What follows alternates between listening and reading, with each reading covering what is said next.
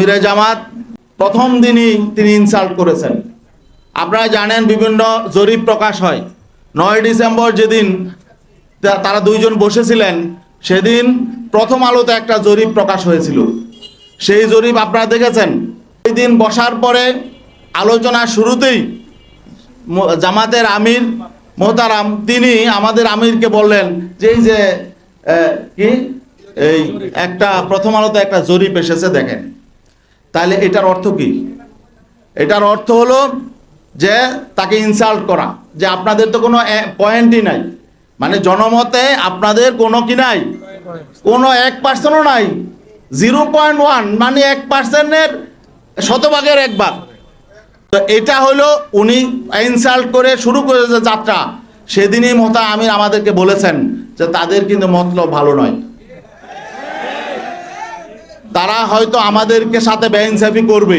কারণ তিনি আমাকে এই জরিপের কথা কেন আনলেন সেখানে, আসন এখানে কম বেশি হতেই পারে, তবে এখানে আমাদের আত্মসম্মান বোধে লেগেছে, এটাও একটু বলা প্রয়োজন।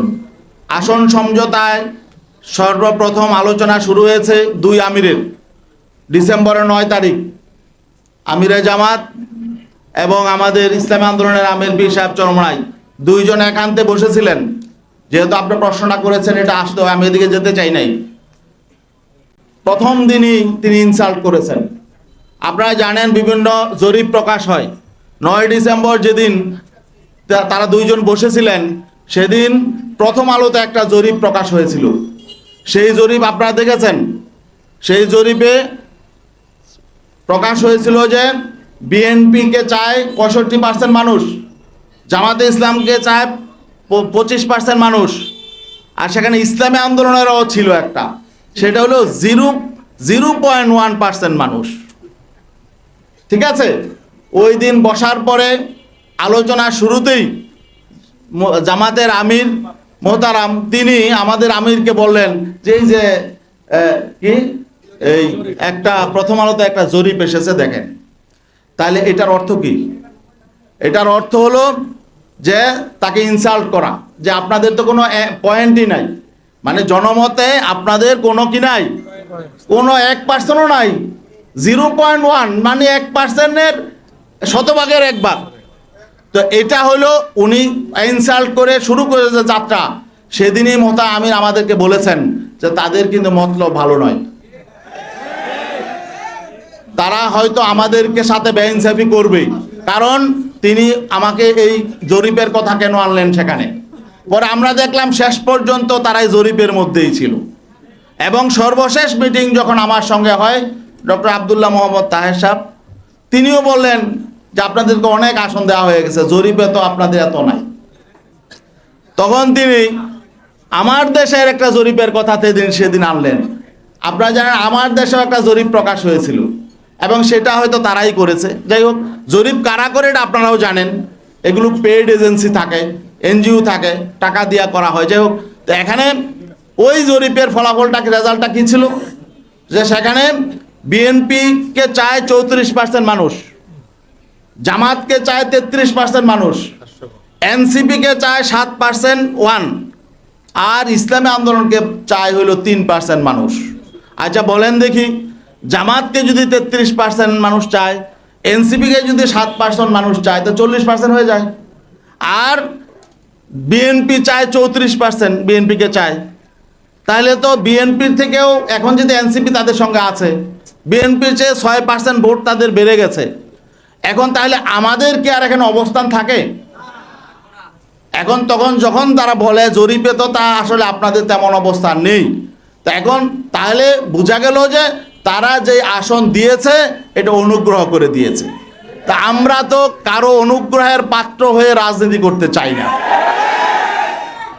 সাংবাদিক বন্ধুগণ, আপনাদের আগ্রহের কেন্দ্রবিন্দু এখন আসন্ন ত্রয়োদশ জাতীয় সংসদ নির্বাচনে ইসলামী আন্দোলন বাংলাদেশের সর্বশেষ অবস্থান কি, এই বিষয়টার উপর আপনাদের আগ্রহের কেন্দ্রবিন্দু। এটা আমরা বুঝতে পারছি, উপলব্ধি করছি। আমরাও আমাদের অবস্থান ক্লিয়ার করব। সাংবাদিক বন্ধুগণ, আপনারা জানেন ইসলামী আন্দোলন বাংলাদেশ প্রতিষ্ঠা হয়েছে 1987 সালে। ইসলামী আন্দোলন বাংলাদেশের বিঘোষিত লক্ষ্য উদ্দেশ্য হলো আমরা এই দেশটাকে একটি কল্যাণ রাষ্ট্রে পরিণত করতে চাই ইসলামের সুমহান আদর্শের আলোকে। ইসলামের সুমহান আদর্শের আলোকে, ইসলামের নীতি আদর্শ প্রতিষ্ঠার মধ্য দিয়ে আমরা বাংলাদেশটাকে একটি কল্যাণ রাষ্ট্র পরিণত করতে চাই, বাংলাদেশের গণমানুষের অধিকার প্রতিষ্ঠা করতে চাই এবং আমরা এটা বিশ্বাস করি ইসলামের নীতি আদর্শের ভিত্তিতেই সকল মানুষের অধিকার প্রতিষ্ঠা সম্ভব।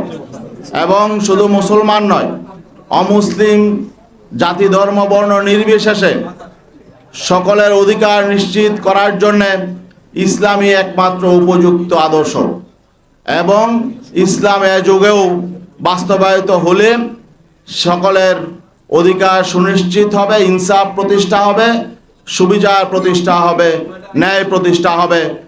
এই বিশ্বাস থেকেই গোটা বাংলাদেশে ইসলামী আন্দোলন বাংলাদেশের নেতাকর্মীরা কাজ করে যাচ্ছে। শুধু তাই নয়, ইসলামী আন্দোলন বাংলাদেশ এই দেশ গড়ার এই রাজনীতি, কল্যাণ প্রতিষ্ঠার এই রাজনীতি, ইসলাম প্রতিষ্ঠার এই রাজনীতিটাকে পবিত্র এবাদত মনে করে। এবাদত মনে করেই আমরা এই বাংলাদেশে গণমানুষের সামনে এই দাওয়াত পৌঁছে দিচ্ছি। যেহেতু আমরা এটাকে একটা পবিত্র এবাদত মনে করি, এই জন্যই আমাদের গোটা বাংলাদেশে লাখো নেতাকর্মী, তাদের মধ্যে কোনো হতাশা নেই। আমরা যেমন নামাজ পড়ি, আমরা যেমন রোজা রাখি, আমরা যেমন জাকাত দেই, নিয়মিত দিয়ে যাই, এতে করে যেমন আমাদের কোনো হতাশা নেই, তেমনিভাবে আমাদের এই রাজনীতি এটা করেও আমরা পরিতৃপ্ত, এতে করে আমাদের কোনো হতাশা নেই। বর্তমান বাস্তবতায় আপনারা জানেন গত বছর 5 আগস্ট একটি অভ্যুত্থান হয়েছে। অভ্যুত্থানের মধ্য দিয়ে একটি ফ্যাসিবাদী স্বৈর সরকারের পতন হয়েছে। মানুষের মধ্যে একটা প্রত্যাশা জেগে উঠেছে যে আগামীতে একটি নতুন বাংলাদেশ বিনির্মাণ হবে। ইসলামী আন্দোলন বাংলাদেশ মনে করেছিল এখন ইসলামপন্থী শক্তির সামনে একটা বড় সুযোগ তৈরি হয়েছে। ইসলামের আদর্শের আলোকে রাষ্ট্র পুনর্গঠনের, মানুষের অধিকার প্রতিষ্ঠার একটা মহান সুযোগ তৈরি হয়েছে। এই সুযোগটা যাতে কাজে লাগানো যায় এবং দেশটাকে যাতে একটি কল্যাণ রাষ্ট্রে প্রতিষ্ঠা করা যায়, ইনসাফ কায়েম করা যায় এবং বৈষম্যহীন শোষণমুক্ত সমাজ প্রতিষ্ঠা করা যায়, এই লক্ষ্য বাস্তবায়নের জন্য ইসলামী আন্দোলন বাংলাদেশের মোহতারাম আমির পীর সাহেব চরমনাই ইসলামপন্থী শক্তির জন্য আগামী জাতীয় নির্বাচনে ইসলামপন্থীদের একটি ভোটের একটি বাক্স হবে ওয়ান বক্স পলিসি ঘোষণা করেছিলেন এবং সেই ওয়ান বক্স পলিসির যুগান্তকারী ডাকে সাড়া দিয়ে অনেকেই হুজুরের সাথে সুর মিলিয়ে কথা বলেছিলেন এবং একটা জাগরণ তৈরি হয়েছিল, মানুষের মধ্যে প্রত্যাশা জেগে উঠেছিল। সেটার মূলে ছিল ইসলামী শক্তির ওয়ান বক্স, ইসলাম প্রতিষ্ঠার জন্য, ইসলামের আদর্শের আলোকে বাংলাদেশটাকে পুনর্গঠন করার জন্যে। কিন্তু দুর্ভাগ্যজনক বাস্তবতা হলো আমরা দেখলাম এক পর্যায়ে এসে সেই ইসলামপন্থী শক্তির ওয়ান বক্স থেকে কেউ কেউ এটাকে রাজনৈতিক স্বার্থ হাসিলের জন্যে, ক্ষমতায় যাওয়ার একমাত্র লক্ষ্য বাস্তবায়নের জন্যে এটাকে এই ধারা থেকে ভিন্ন দিকে নিয়ে যাওয়ার চেষ্টা চালাচ্ছে। এজন্যে আমরা ব্যথিত, মর্মাহত। আমরা যেহেতু ইবাদতের রাজনীতি করি, আমরা আমাদের নেতাকর্মীদের সাথে প্রতারণা করতে পারি না। আমরা এদেশের ইসলামপন্থী জনতার আবেগের সাথে আমরা কিছুতেই প্রতারণা করতে পারি না। আমরা যেহেতু ইসলাম প্রতিষ্ঠার জন্যে, ইসলামের সুমহান আদর্শ প্রতিষ্ঠার জন্যে, ইসলামের আলোকে কল্যাণ রাষ্ট্র প্রতিষ্ঠার জন্যে আমরা দীর্ঘদিন যাবৎ এখানে কাজ করে আসছি। আমরা এর থেকে বিচ্যুত হতে পারি না।